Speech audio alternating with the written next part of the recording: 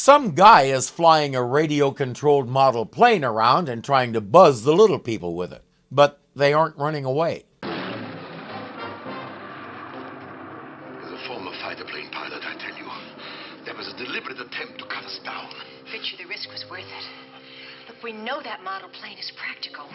If we could just figure out some way to get our hands on it, to use it to fly away in. But there is, my dear. We built that plane specifically for you little people. Get used to him talking like that. And we know it's fake because that's our old pal Albert Salmi, known to friends of Irving Zoo as Captain Alonzo P. Tucker on Lost in Space. I have no idea what the accent is supposed to be, but honestly, I find it irritating. What happened? The Giants had Valerie and Fitzhugh. What are they going to do with him? Turn him over to the SID? Worse, they're going to put him in that model plane and fly him to the other side of the planet. The graveyard. The graveyard of fools. Title drop. Some of them have been to the other side of the planet. Maybe Graveyard of Fools is what the locals named their land after the little people took out Titus. Curiosity killed a cat, didn't it? What's that supposed to mean? We baited a trap with publicity about our model plane, and you took the bait to see if you could use the plane to fly away from here. And now we have you. Well, we're not going to help you fly it to the other side of the planet. Once again, the parallels between this world and ours never cease to amaze me. They even have the same stupid sayings. I'll bet he knows a stitch in time saves 9 and a watched pot never boils, too. Despite Fitzhugh's ramblings, Valerie's resolve is even firmer when he tells them where he wants them to go. It's a suicide flight. You've heard of the graveyard. Well, we've heard the Giants talking about it. How none of the exploring parties have ever returned. True.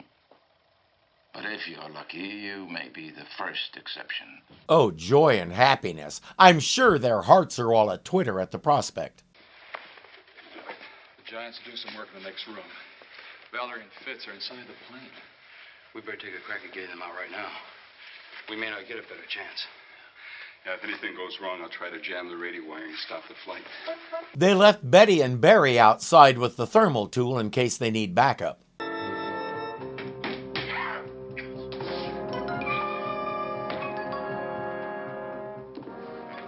That's a screwdriver.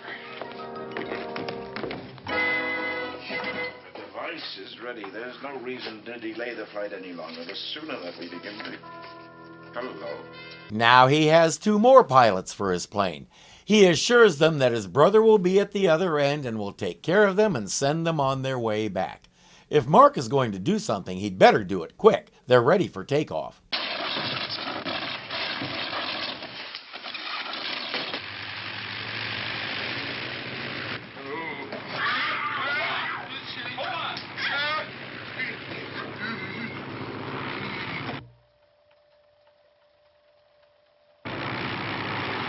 Whatever he did wasn't enough. Our man, Melzak by name, calls his brother Brick on the radio. The device is on its way. Good, good. Do our little guest know about it? No. By the way, there are 4 of them aboard the plane. Well, now that's what I like about you, brother, your generosity. I hope they're rugged individuals, because they're in for the time of their lives. I wonder what he means by that. It usually doesn't mean anything good for the little people. Are all the experiments ready? Yes, programmed and computerized. They won't have a dull moment from the time they appear. Do as many experiments as you can, but remember this, not all of the little people are expendable. At least one must survive to enter the tube. Brick hangs up and muses that the ones who die will be the lucky ones. Devices and experiments and planes, oh my. The plane's control cables are right in their faces, so Steve and Dan might as well try to manipulate them and see if they can turn the plane around. It's working! That's it. Yep. Okay. We can only,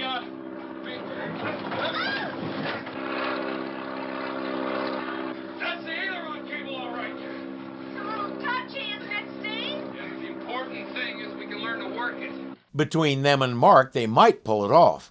What's the matter with the plane? I don't know. It's not responding properly. Maybe it hit a storm. Air turbulence could affect those controls. Well, whatever it is, we can handle it. Put it on full emergency power.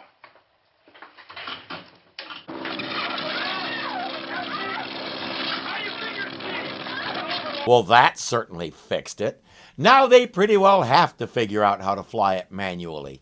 We'll find out later that these two have a scheme with that device they keep going on about that should allow them to take over the world. That would not be a good thing because they tend to be a little sloppy in their work. For example, if you're going to put living, sentient beings inside your plane right on top of the control cables, it might be a good idea to put a camera in there so you can monitor what they're doing. Or put some kind of housing over the control cables so the little people can't get to them.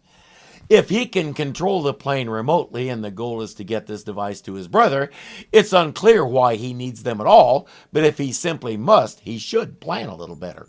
The plane is still not responding. Maybe it's getting too far out for our power. No, we have plenty of power. Lock us in on the impulses of the servo actuator at the graveyard. His assistant protests because there's no way the little people can survive that.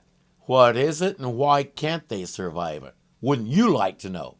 Me too. The whole purpose of the flight is to have them get there alive, to see that we'll... The whole purpose of this flight is for us to gain control of this planet.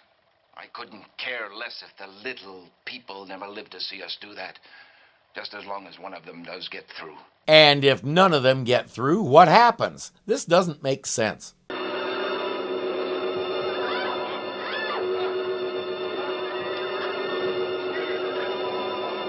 Oh, the servo actuator releases LSD vapor into the plane and sends them all on a trip.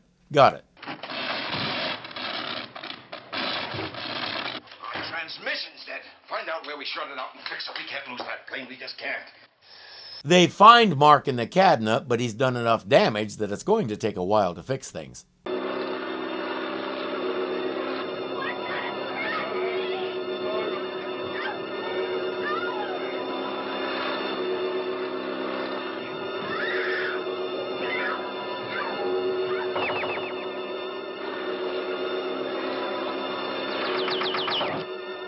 Oh, the servo actuator does that.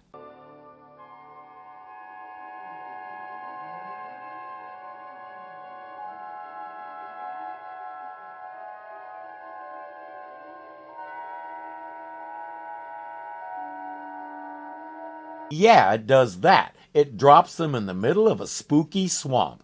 That accomplishes what? It'll take a while, but the four of them manage to find each other. Most of this sequence focused on Valerie, and she acted it well. The set is terrific. It's creepy as all get out. But right now, the group is together. That's what counts. A little too early to celebrate. Every party has a pooper, that's why we invited you. Party pooper. That was the weak point. It burned out this section here where the little man was hiding. I still think we should squash him like a bug. That's because you're stupid. The only thing that matters is that we succeed in the mission. Mark has seen those pylons before, so he should remember how to short them out when nobody's looking. We've lost contact with the plane. How is keeping him alive going to help us complete our mission? We're going to send him off on a backup flight. He has a spare plane, by the way. Mark wants to know what's so important on the other side of the planet. That's where the servo actuator is. What's that? It's probably the most powerful force ever seen on this planet. Whoever controls it controls time and space, even the universe. The universe is a big place. You may have some communication lag. Your science isn't advanced enough to create a machine like that? We think it came from the stars, brought to this planet by some long-lost galactic civilization. We found it, and it's going to be mine. The servo actuator can do all that, but when they used it on the gang, it dropped them in 4 different parts of a bog in the middle of nowhere. It might be powerful, but it doesn't seem to be very servo-accurator. The four are awake again and they're somewhere else. They remember being in a graveyard, which is to say the graveyard of fools on the other side of the planet. But they weren't flying long enough to get to the other side of the planet, so it must bend time and space or something. What matters is they don't know where they are. This place looks like dinosaur-era Earth, and oh my gosh, it's full of...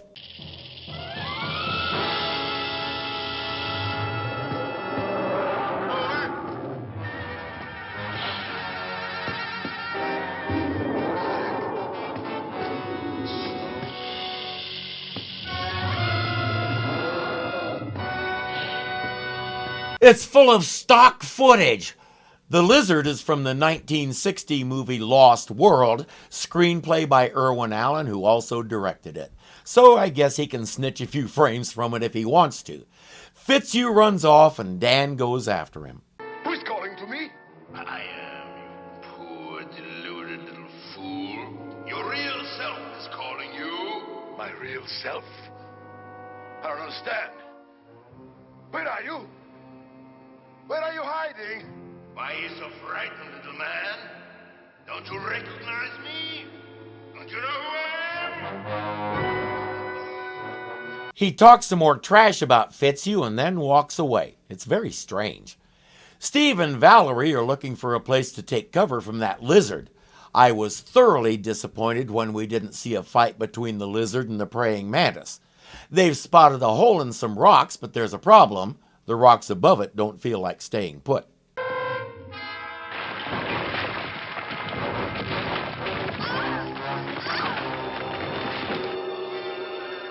What's happening to us?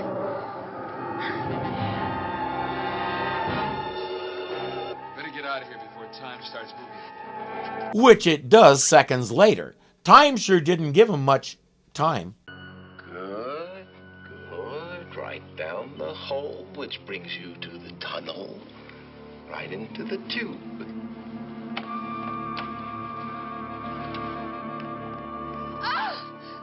Where are we? Let's find out. What's all this supposed to be accomplishing? Besides two weird guys getting their jollies, that is. Look, Ray, you stay here. I'm gonna try to get in there.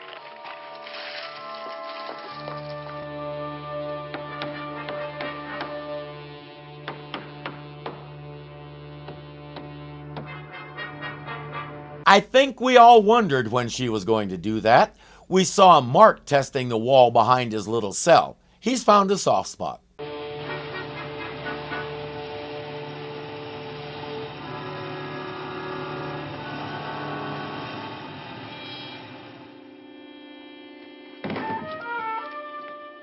What are you doing here?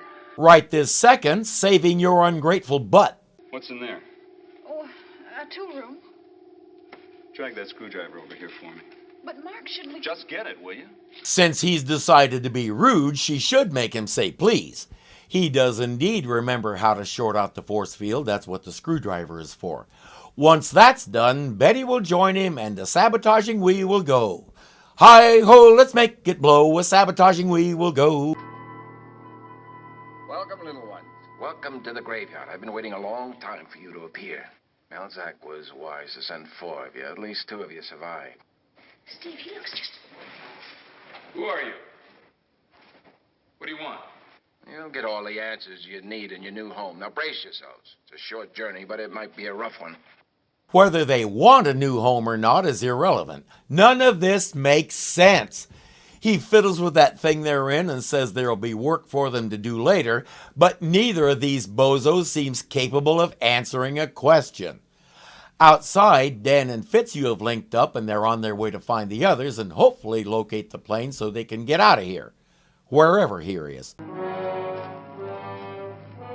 It can't be. That's Melzak. The man who sent us here.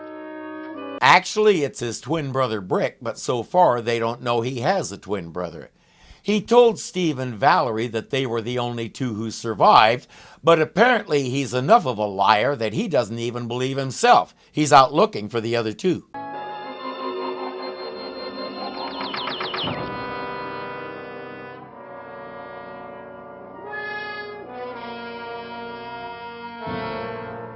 The servo actuator enables you to do that, I guess. No wonder Melzack wants it.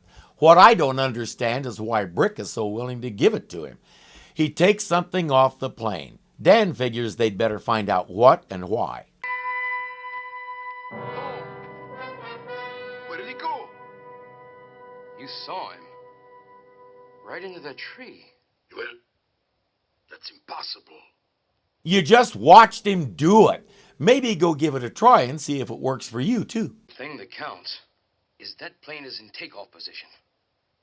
If we could find Steve and Valerie and some... Fitzhugh. I'm gonna follow that giant. Maybe he can lead us to them. No, wait. As an old naturalist, I can tell you, nobody can disappear inside a tree. Fitzhugh is an old or former everything. Doesn't matter what the topic is, he's an old hand at it, did it for years. Based on all his experiences, I figure he's at least 110 years old. All right, be stubborn. I'll just wait here until you come back out again.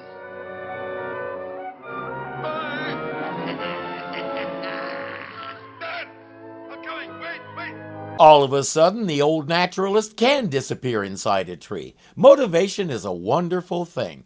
They appear in Brick's lab and watch as he putters around with some stuff. Then he goes to the machine where Steve and Valerie are. Well, I see you've survived in there without any trouble. Now's the time for you to go to work. You'll notice two brackets behind you on the wall in the tube. The part I just gave you is needed to replace some burned out equipment. I want you to put that part into the brackets. At last, we get to the whole reason these two brought the little people here. His hands are too big to fix the machine, so he needs the little people to do it. It wouldn't occur to either of these idiots just to ask for help. They have to lie, cheat, and kidnap. What have we done? I'll merely have the servo actuator destroy you. No, you won't. You do that, you have nobody to fix your machine. On the other hand, these brothers seem to share something like half a collective brain, so he might not realize that. Servo actuator. What is this? What are you talking about? Look, you do your job well. Put that part in place, and I'll see to it my brother sends you back on the plane. No, he won't. They have no reason to believe him. If I'm Steve, I'll put that board in place after I rip a couple of components off it.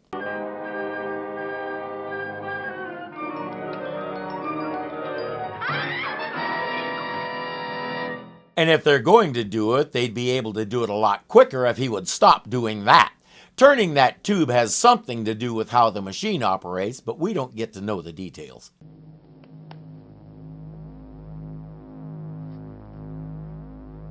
What's happening?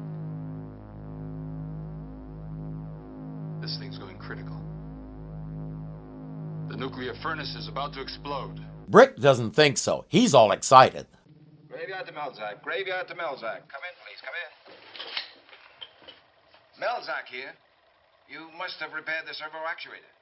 You bet I have. That new part you sent with the little people is boosting the power way up. Good. We're organizing an expedition to bring it back here.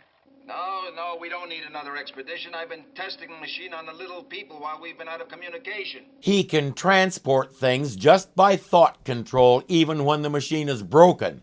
Now that it's fixed, there's no limit to what it can do, including transport itself to Melzack's place. While that's been going on, Mark and Betty are inside that cabinet he was in before, repairing the wires he broke so he can try and bring the plane back here, with their friends in it. You've done an excellent job in there. Well worth the trouble that you've been to us. Yes, how dare they care more about their own lives than about your crazy dreams of world domination. Shameful. It's not gonna do you any good. This whole place is gonna blow up. Oh, that's a good try, but it won't work. Look, you're playing with forces you know nothing about. You're experimenting blindly in the fourth dimension. You're not gonna rule this planet, you're gonna destroy it. Big words for such a little man. It'll be interesting to see what happens to you when we transport the servo actuator back to Melzack's lab. So much for his promise to have his brother send them back. But we already knew that. These two are the kind that build their wealth or power or whatever off other people's work. They've never contributed a thing to society on their own.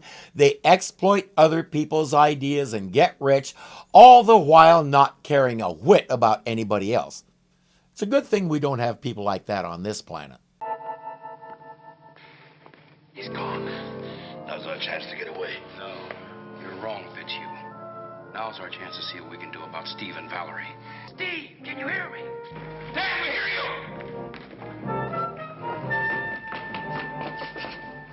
He left it loose.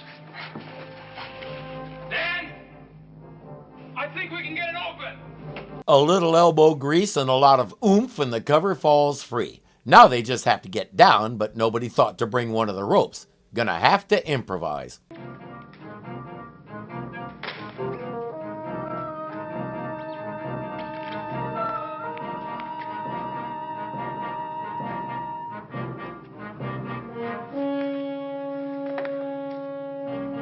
That works. Luckily, they've all spent the past 2 years building up their rope climbing muscles, so getting down isn't a problem. Getting out of the room is. You'll find out we're gone.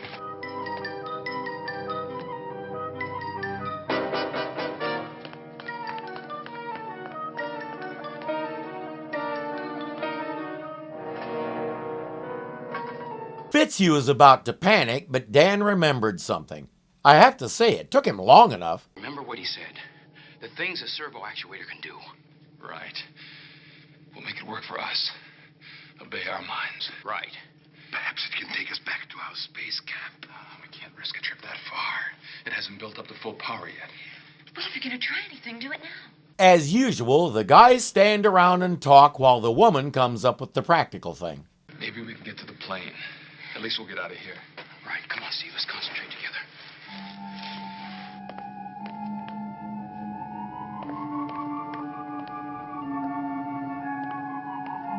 I have to wonder if they can see that. Looks like this may take a while, if it works at all.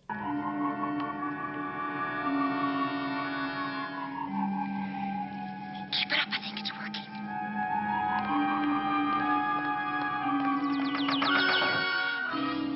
Back at Melzak's place, Mark is still working on those wires.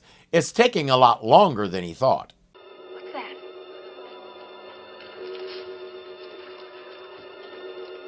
I don't know. It's not coming from these radio controls. We're receiving some strange wavelength impulses. What's happening? Look.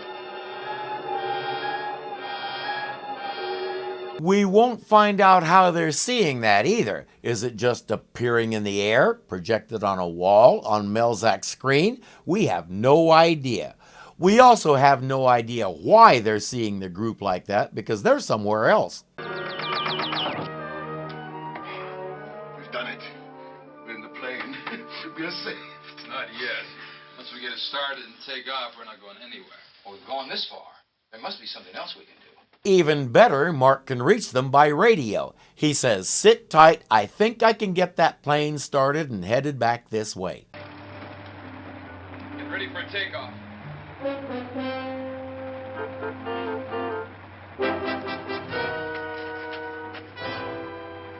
Something happened. We're not taking off. Yeah, that happens when a great big hand grabs you by the tail. Oh, well. Look what we have here. Little group of tourists about to take a guided tour of the Graveyard of Fools. Sorry to interrupt your journey, but I have other plans for you. They should care about your plans for them because... Steve reiterates that they're not going near the servo actuator because it's going to explode. I'll just take you back to the machine room.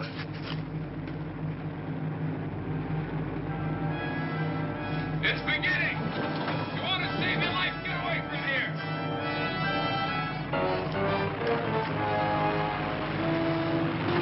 Suddenly he believes it. Isn't that amazing? The plane is airborne and on its way. Who cares what happens to Brick? The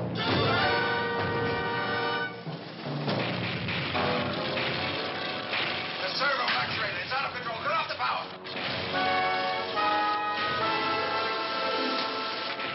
Come on, we got a chance to get out of here.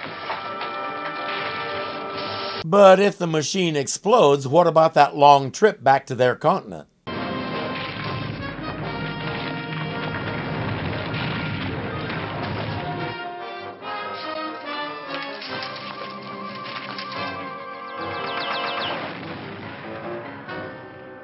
I guess the servo actuator held out just long enough. Good to see you. See you back.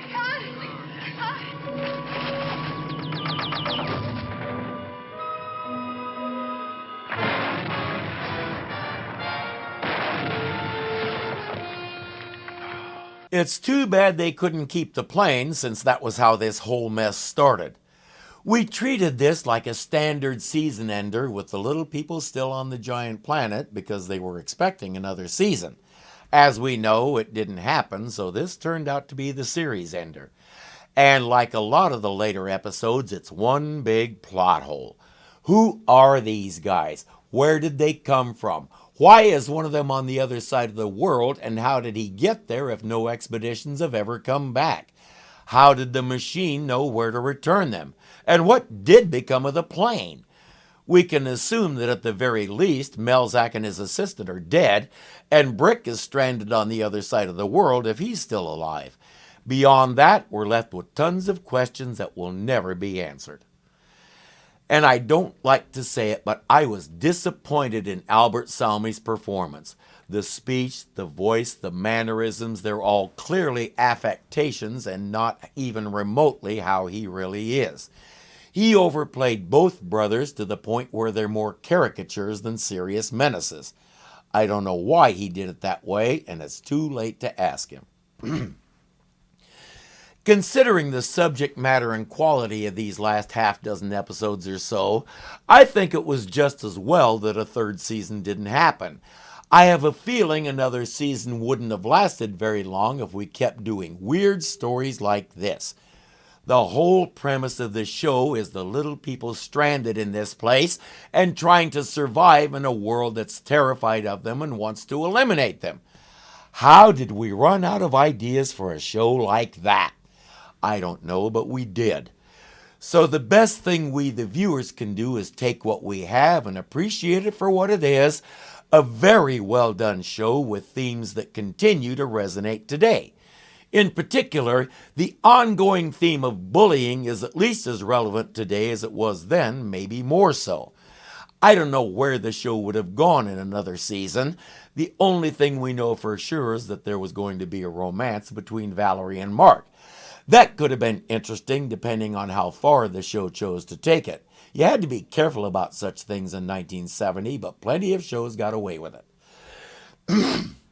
The biggest missed opportunity in this show revolved around Betty, and specifically Heather Young's pregnancy. Embrace it! Write about it! Let's see how the crew has to handle a pregnancy here and how they deal with a newborn baby. Imagine what could have been done with that. Instead, they chose to hide it and relegate Betty to part of the furniture until she got unpregnant. I call that a bad move.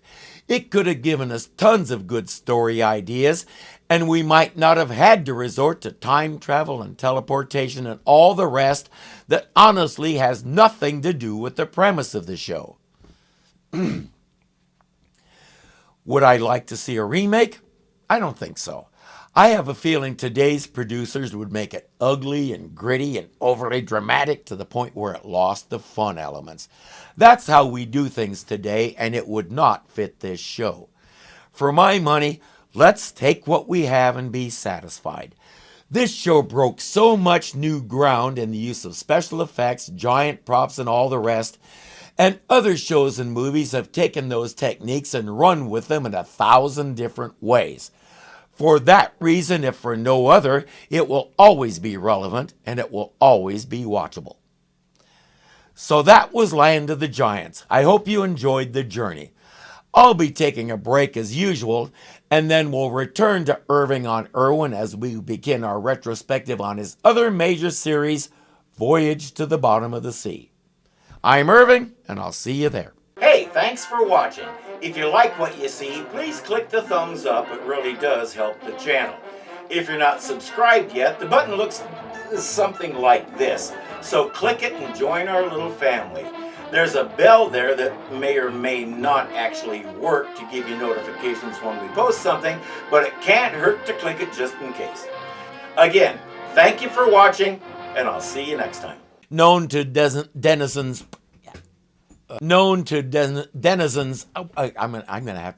to denizens of Irving Zoo, I'm gonna have to change that. Most of this sequence will seem to be various. Come on, if it works for you too. And all the rest that honestly, keep the planes and that good grief, really.